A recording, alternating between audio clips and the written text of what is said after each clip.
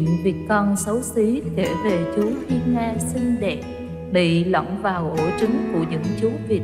Lúc nhỏ chú Thiên Nga ấy rất xấu xí và luôn bị mọi người chê cười, bắt nạt và đối xử tệ bạc, nên chú rất buồn bã.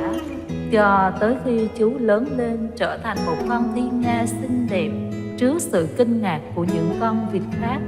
Truyện được trẻ em trên khắp thế giới yêu thích bởi ý nghĩa chuyện vịt con xấu xí mang lại, biến đổi một người từ xấu thành tốt đẹp hơn.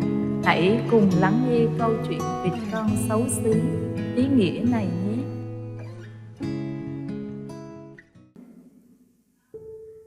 Một ngày nắng đẹp, bên bờ hồ có một chị vịt đang bồn chồn đi lại quanh ổ trứng. Đã đến ngày đàn con của chị chào đời. Chợt những quả trứng khẽ động đậy, rồi 1, 2, 3 chú vịt con xinh xắn đội vỏ chui ra. Riêng quả trứng to nhất hay được mẹ chú ý nhất thì mãi không chịu nứt vỏ. Sao thế nhỉ? Có chuyện gì xảy ra chăng? Con hãy mau ra đây để ngắm trời xanh, nắng vàng đi chứ. Vịt mẹ lo lắng nghĩ và lay nhẹ quả trứng. Nhưng quả trứng vẫn nằm im. Đúng lúc ấy, một bác vịt đi qua ghé thăm đám vịt mới nở. Bác khen chúng dễ thương và sau một hồi ngắm nghía quả trứng còn lại trong ổ, bác vịt lắc đầu bảo: "Tôi em đây là quả trứng gà Tây. Tôi đã gặp chuyện này một lần rồi, rắc rối lắm. Cô quên nó đi, đưa bọn trẻ xuống nước cho chúng tập bơi, kẻo tối đến nơi rồi." Vịt mẹ không đành lòng làm theo lời khuyên của bác vịt kia. Chị vẫn kiên trì ấp ủ hơi ấm cho quả trứng út ít. Và rồi cũng đến lúc vỏ trứng tách ra, một chú vịt con to lớn hơn hẳn các anh chị, lông xám xịt hiện ra. Vịt mẹ ngỡ ngàng nhìn nó hồi lâu và lắc đầu khẽ nói: "Trời ơi, sao con khác lạ và xấu xí quá. Chẳng lẽ con lại là gà Tây?" Hôm sau, vịt mẹ dẫn cả đàn con ra hồ. Vịt con xấu xí bơi rất giỏi, nó luôn dẫn đầu cả đàn theo sát sau mẹ. Vịt mẹ thấy vậy mừng lắm. Thằng bé đúng là con mình, không phải là gà Tây, nó bơi giỏi thế cơ mà. Khi đám vịt con đã cứng cáp, vịt mẹ dẫn chúng đi chào họ hàng, bà con xóm giềng. Nhưng đi đến đâu, vịt con xấu xí cũng bị cười cợt, chọc ghẹo. Khi lũ vịt con được chia quà là những con cá trạch tươi ngon, thì vịt con xấu xí cũng chỉ được nhận sau cùng. Bác vịt đầu đàn nhìn nó chẳng mấy thiện cảm và còn hỏi: Đứa trẻ xấu xí này là con cái nhà ai mà lạp vào đây thế?" Lũ vịt con thấy thế, được thể bắt nạt vịt con xấu xí suốt ngày. Cứ hễ khi nào vắng mẹ là chúng không cho chú cùng ăn, cùng chơi với chúng. Vịt con xấu xí buồn lắm, đành lủi thủi chơi một mình. Một hôm chú lang thang trong vườn, tình cờ gặp anh gà trống đang tâm sự với chị gà mái. Vừa nhìn thấy vịt con, anh gà trống đã quắt mắt mổ cho nó một cái rõ đau rồi quát lên: "Đồ nhóc con xấu xí, mò đến đây làm gì cho bỏng mắt ta, biến ngay!" Vịt con sợ hết hồn hết vía bỏ chạy thục mạng. Cứ thế, ngày này qua ngày khác, vịt con xấu xí luôn bị xua đuổi, bị đối xử ghẻ lạnh. Sống giữa bầy đàn mà chú luôn cảm thấy cô đơn, không thể chịu được thêm được nữa. Một hôm vịt con quyết định bỏ đi. Vịt con men theo bờ hồ chậm chạp bước đi. Chú không biết sẽ đi đâu để tránh được những tiếng chê bai giễu cợt. Chợt vịt con giật mình dừng lại. Thì ra đám ếch đang ngồi chơi. thấy vịt con đi tới đã đồng loạt nhảy xuống hồ kêu toáng lên: ộp ộp, con gì mà xấu xí quá, chắc không phải là vịt. Vịt con tủi thân lắm, chú nghĩ mình xấu xí đến mức ma chê quỷ hờn hay sao mà ai thấy mình cũng muốn tránh xa thế nhỉ. Vịt con chán nản nằm ệp xuống vạt cỏ. Bỗng chú nghe thấy tiếng đập cánh vui vẻ, tiếng trò chuyện xôn xao, liền ngẩng lên nhìn. Một đàn vịt trời bay qua chỗ vịt con, hạ cánh xuống phía hồ bên kia nghỉ ngơi. Vịt con vội nhảy xuống hồ bơi về phía đàn vịt, mong muốn được kết bạn với chúng. Nhưng đám vịt trời vừa thấy chú đã kêu ầm ĩ: con vịt xấu xí này ở đâu ra vậy? Con cái của chúng ta làm gì có đứa khó coi thế này? Ngay lúc ấy, tiếng súng nổ chợt vang lên, bằng bằng, và hai con vịt trời bơi gần vịt con nhất bị trúng đạn. Không kịp kêu lên một tiếng nào, vịt con sợ hãi, run rẩy, cố rút đầu vào đôi cánh nhỏ, nấp cạnh khóm sậy. Vịt con nghe thấy tiếng nước văng rào rào. Một anh chó săn to lớn lù lù tiến đến. Nhưng anh chó chẳng thèm để ý đến vịt con, chỉ ngợm hai con vịt trời bị bắn chết lôi vào bờ. Vịt con thở phào nhẹ nhõm: may quá, mình xấu xí đến nỗi ngay cả anh chó săn cũng chẳng thèm để mắt đến. Đêm ấy, vịt con vừa sợ vừa mệt, cuộn mình trong đám cỏ mềm nằm ngủ thiếp đi. Sáng hôm sau, chú lại tiếp tục lên đường. Chú vẫn ước mong tìm được chốn nương thân, tìm được người bạn tốt. Nhưng mùa đông đã bắt đầu tràn tới, gió lạnh thổi ào ào. Cuộc hành trình của chú vịt con càng khó khăn hơn. Vừa đói vừa rét, vịt con lảo đảo bước đi. Mãi đến khi kiệt sức, vịt con mới gặp một ngôi nhà nhỏ.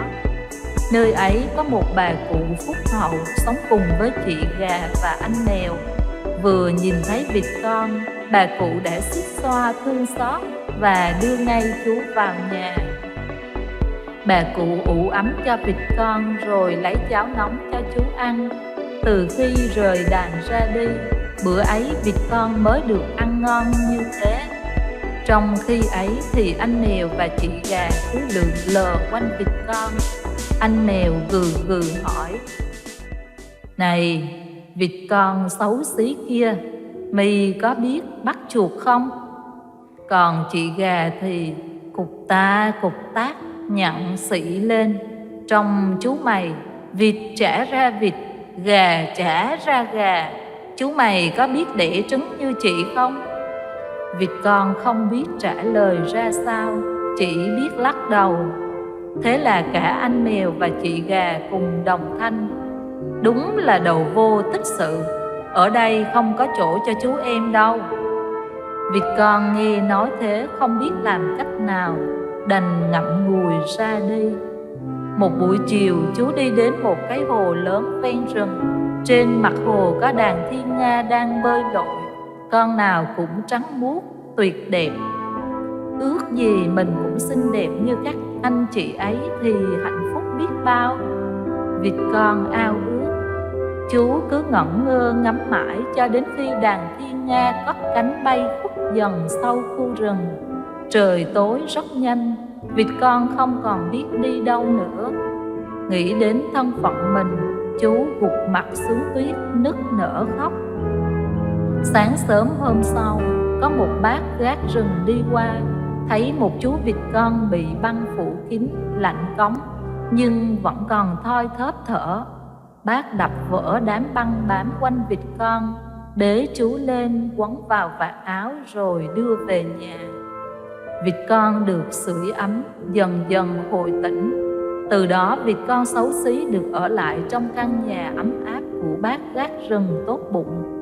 Mọi người trong nhà đều yêu quý chú ta. Vịt con vui lắm, nghĩ rằng sẽ được ở đây mãi mãi. Nhưng rồi một ngày kia, cả nhà đi vắng hết, chỉ còn một mình vịt con đang thiêu thiêu ngủ. Chợt vang lên những tiếng kêu chít chít chít. Chú choàng tỉnh, lạch bạch chạy vào bếp. Một cảnh tượng lộn xộn diễn ra trước mắt chú. Cả đàn chuột đang đánh chén ngon lành trên bàn ăn.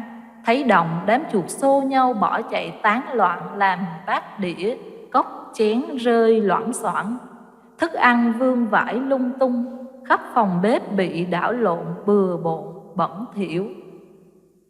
Vừa lúc đó bà chủ trở về, thấy cảnh đổ vỡ ngổn ngang, còn vịt con xấu xí thì đang ngơ ngác đứng giữa nhà. Bà giận dữ la lớn: "Con vịt xấu xí kia, mày đã làm gì thế này?" Vịt con hoảng sợ vội bỏ chạy ra khỏi nhà. Tuyết rơi trắng xóa khắp nơi, vịt con rét run lẩy bẩy bước đi. Bỗng chú thấy lấp ló sau bụi cây có một căn nhà xinh xắn. Vịt con bước đến rụt rè gõ cửa. Một bác chuột đồng vui vẻ bước ra, ân cần xoa đầu vịt con. Tội nghiệp vịt con bé bỏng, vào nhà với bác cho đỡ rét. Nhà bác chuột đồng rất ấm và chất đầy thức ăn. Mẹ con bác chuột thương vịt con lắm. Họ giữ vịt con ở lại cho qua mùa đông giá rét. Lần đầu tiên trong đời, vịt con được yên tâm sống trong cảnh vui vẻ, đầm ấm thương yêu như vậy. Thời gian thấm thoát trôi đi, chẳng mấy chốc mùa xuân đã trở lại. Vịt con bây giờ đã lớn lên nhiều. Chú bâng khuâng nhớ hồ nước trong xanh, nhớ cánh đồng đầy hoa, nhớ bầu trời cao rộng. Chú liền cảm ơn và bịn rịnh chia tay mẹ con bác chuột đồng để trở về hồ nước xanh. Vịt con ra khỏi nhà, ngẩng mặt lên đón những tia nắng ấm áp của ông mặt trời và khoan khoái vẫy nhẹ đôi cánh. Chú chợt thấy mình được nâng bổng lên cao. Vịt con reo lên: "Ôi, mình đã biết bay thật rồi!" Vịt con sung sướng dang rộng và vẫy mạnh đôi cánh. Trong chốc lát, chú đã ở giữa bầu trời xanh bao la. Thật tuyệt vời! Vịt con thích thú liền xuống sát mặt hồ. Chú ngỡ ngàng không tin vào mắt mình nữa. In hình trên mặt nước biếc xanh không phải là chú vịt con xấu xí, mà là một chàng thiên nga đẹp đẽ, trẻ trung. Thật là kỳ diệu, bây giờ sẽ không còn ai gọi mình là vịt con xấu xí nữa. Chàng thiên nga tự nhủ và cảm thấy vô cùng hạnh phúc. Vậy là vịt con xấu xí đã biến thành một chàng thiên nga kiêu hãnh, vươn cao cái cổ thon dài bơi ra giữa hồ. Nơi đó có đàn thiên nga vừa hạ cánh. Chúng đang vui vẻ gọi chàng thiên nga nhập bầy, cùng múa lượn đón chào mùa xuân. Ý nghĩa câu chuyện: mỗi người đều có một vẻ đẹp riêng, giá trị riêng. Chúng ta không nên so sánh, bắt nạt, hắt hủi người khác. Phải biết sống yêu thương và giúp đỡ mọi người xung quanh các bé nhé. Câu chuyện đến đây là hết rồi. Cảm ơn các con đã lắng nghe.